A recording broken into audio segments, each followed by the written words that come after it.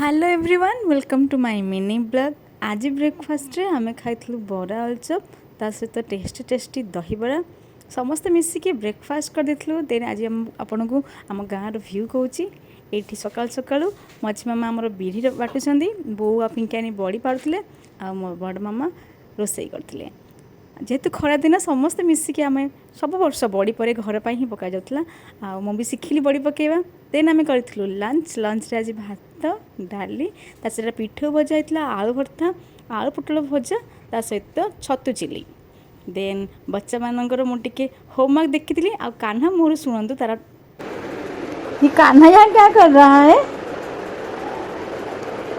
वो Kanha chart GPT खोल रहा है। कान्हा इसमें क्या होता है।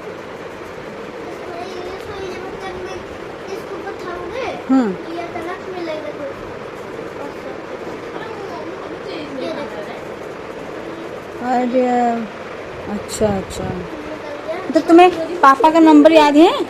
बोलो पापा का नंबर थोड़ा।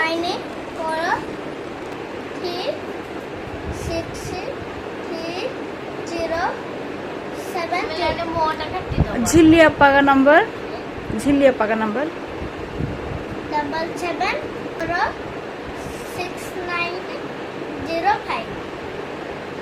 सबका नंबर याद है तुम्हें। जो पिंकी आंटी का रिंगटोन क्या है। पिंकी अप्पा का रिंगटोन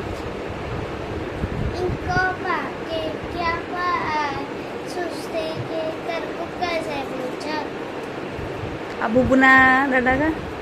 देन आफ्टरनून रे आमे बाहर खंडपड़ा तो आमको आसबार ही थिला जेहेतु आम ड्यूटी थिला।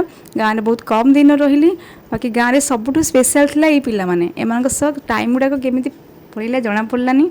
आ लुक एट द फेस से माने भी बहुत दुखी थे मत छाड़ी आसवाई मत भी बहुत दुख लगता छाड़ी आसवाई। आ खंडपड़ा जब क्या कथा बेसी मन पड़े ये पिला मान कथा आ specially Dudu so loving Krishna आमर से मैंने बहुत केयरिंग आ लविंग बहुत सारा भल पाए मत दौले मत भी बहुत भल लगुला। एमती भाव आम फेरी आसिलु खंडपड़ा संतोष आमको छाड़िया आसला आसला बेलू खंडपड़ा तो सब बहुत सारा काम था सब पुणी अनबक्सिंग करार अच्छी पैकिंग जो करूँ आउ सब घर द्वार केम सफा सफा करमती भाव आज दिनटा कटला। आशा करती आपको वीडियो भल लगी पुणी देखा आ गोटे video. Thank you for watching.